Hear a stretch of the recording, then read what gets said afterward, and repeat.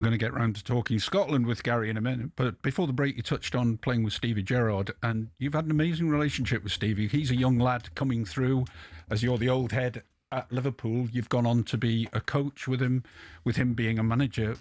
What gelled between the two of you? I think respect.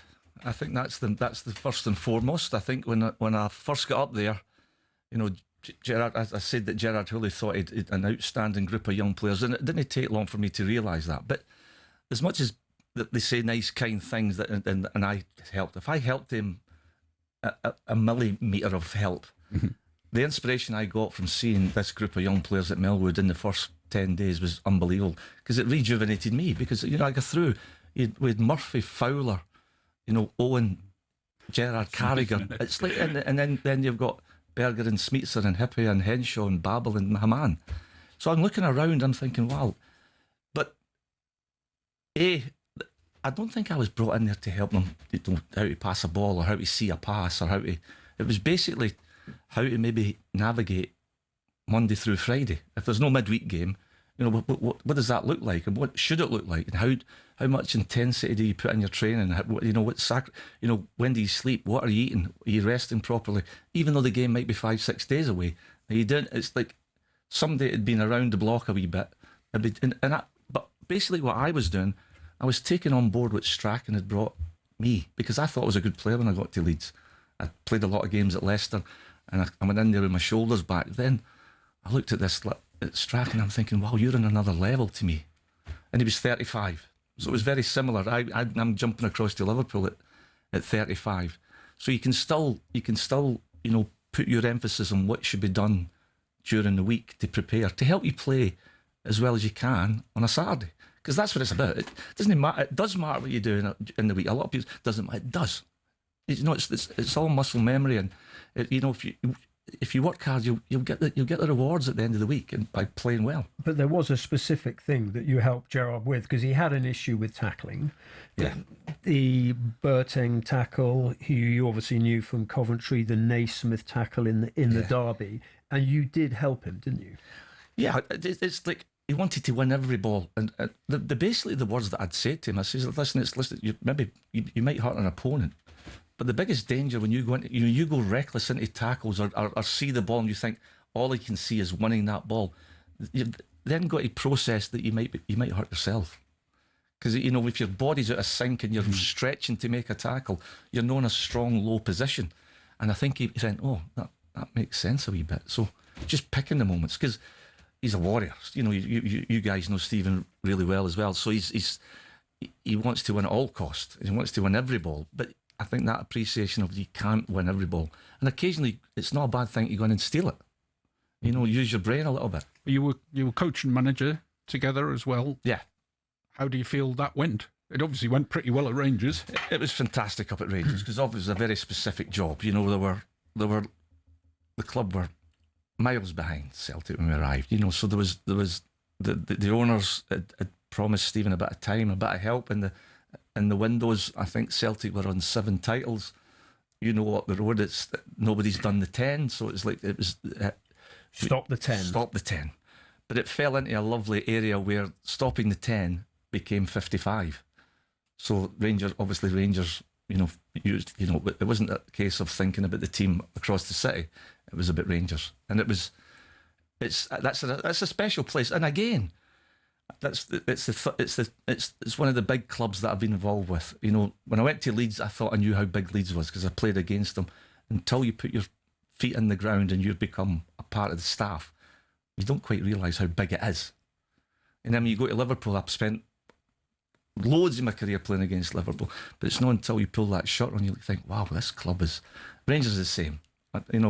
All my Scottish teammates, I'd been linked to Glasgow Rangers so many times. And chose not to go, not because I didn't want to play for Rangers. I thought, well, it's no disrespect to up in the Premier League, but Firhill and Fir Park or Easter Road and Tynecastle, it's not White Hart Lane, it's no Highbury, and it's no Old Trafford. I just thought every home game at Ibrox is, and then realised that when you even at the staff, when you're just a coach, just being part of it's not just a club, Glasgow Rangers. It's an institution. It's a great place. Will you be together again, do you think, as manager and coach? Well, I wouldn't take it for granted if Stephen took a job that'd be his first call. You know, I would be I'd 100%. If Stephen's involved at a club and he needs help anywhere, I'd go and help him. You're a good blend, aren't you? Characters. Yeah, absolutely, I think so. I think because we've got it's people will say they're winners, but they've never won. You know, to get something and to pick up a trophy and have that rapport with a fan group, it's something that stays. It's in your blood. So if you know how to win, it's half the battle. Because if you've done it, you know how much it takes to really push it through. All right, we've got this far. We barely talked Scotland. You were a Scotland skipper, of course. Don't want to intrude on private grief, but I would like to talk about Euro 96 and the penalty, simply because there was loads made at the time about the fact the ball moved as you hit it. Is it true that the ball moved in the England-Scotland game? Henry, sure. You guys you've known me for a long time, you know, and I've hit penalties my whole life. Yeah. You know, even as a wee boy, playing boys' club, playing with the primary school, going up into high school, I've hit penalties. When a penalty's been awarded, I've always been stepping up to take it.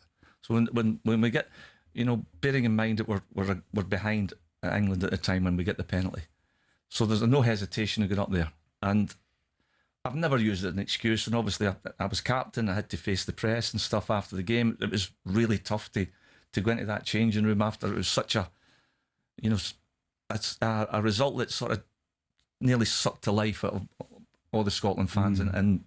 But then went on and beat Switzerland and got a wee bit unlucky. England were 4-0 up with seconds to go. So, but the penalty, you guys play football. So even it doesn't matter what level you've played football at, when you hit a dead ball, there's a process where you plant your standing foot and you get over the ball and you make a decision where you want to play it. You know, so your brain is working everything out there. I have a stock run up. Generally, I've got a favourite place where I want to hit a penalty. But if I see in my run up, if I see the keeper making a really early move, my ability would be to try and drag it back across myself. I'd go for my right, off my right, the keeper's left. That would be my stock penalty. If the keeper went and was reading it, I would drag it back in the other side. You imagine when I'm running up at Wembley and I plant my foot and I am on the ball and David Seaman's not made any big move. So I'm going to go for my stock penalty. And as I get there, the ball moves half a ball. You did say you did 100% moves. And I think coverage now, there's some I think there's some YouTube out there that you can actually see the ball just, and so in that millisecond I'm thinking I could fall over the ball here if I try and stop, or if I try and stop I might just nudge the ball forward an inch. So I've got, in that millisecond, I've got hundreds and tons of things rattling through my head. So and I've never laced a penalty ever. I've never just put my foot through a ball and just went for pure pace. But at that moment I had to, and the rest is history. David Seaman went if I went with my stop penalty, I score. I just lashed it to David Seaman's right. He saves it with his left elbow, and it goes up to the left, and Gaza. Yeah, Gaza does, but of course it wasn't your fault because Uri Geller moved the ball, didn't he? Yeah, well, he's supposed to. He was flying above Wembley in a twin engine biplane or whatever it was up there, and to this day, and it's. I think whenever I speak about it, and sometimes it might hit social media, I think he must have people out there, and then I'll still to this day, I've got Uri Geller. He wants to repay me for what he did, which obviously cost us the game at Wembley. To this day, I know.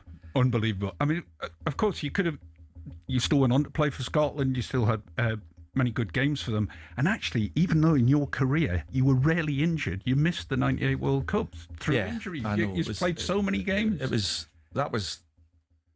And basically what I stole the ball off Neil Lennon. It was a Coventry versus Leicester City, and I get trapped in between. Neil Lennon had nothing to do with it, and fully rotated, and my foot was trapped. So it was, it was like a sort of, I think I spewed up actually. It was very sickening, a big snap, and it was the ACL. So sometimes you can do the recovery and without having the operation, and it's generally people who are more squat, lower to the ground, low centre of gravity, and got big quads. So I thought, well, this was in the December. I've got 5-6 months to try and get fit. So I tried to rehabilitate without having the operation, and it went brilliantly well. But my legs had really worked on my body, and then I played the final reserve game before Gordon was going to put me back in the team. I was playing against West Brom, I think it was a reserve, old school reserve game, and I anticipated this young lad. The ball had been played to him, and the young lad shaped up to take it to his left. So obviously I'm going to go and close his left side down. But he miscontrolled it and controlled it to the right. So I had to go. I went there, and it snapped again. Oh, you didn't. Well, it didn't snap. It just. So you didn't have too many setbacks in your career, but that missing a World Cup must be a hard one to take. Yeah, it's but listen, I didn't think it would take as long as for us to qualify again. So it's brilliant to see us in the US this summer. But it was heartbreaking. Very, very quickly, what's their chances at the World Cup?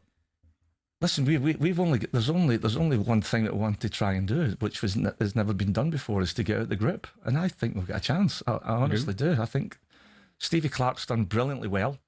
They've got to go and just have a real good. They've got Brazil, which is you always get Brazil. Brazil's trying so hard to get to that game in Miami. Yeah. But Haiti and Morocco, I'd like to think we can 4 points. Yeah, could do it. Well, there's third place gets through. So you got a chance. The thing is now, I don't know how all the visas and fans that are countries that are not going to be allowed into the country. If that, I don't. Scotland's all right. I think we'll possibly take over Florida. And you're listening. To be fair, I've got to say, any major tournament with Scotland in it is a better major tournament Because of the Tartan Army. I went to the opening game in Munich. Brilliant. It was we get battered, but it was unbelievable. Like, Munich for 2 days was unbelievable, and not even a hint of any trouble or any. It was magical. They ran out of beer. They sold. It was something like, I think they sold 1 million pints a day. So 250,000 jocks. You'll be there in the World Cup, sinking a few of them, I'm sure. You're listening to Sunday Edition. Gary stays with us till 11.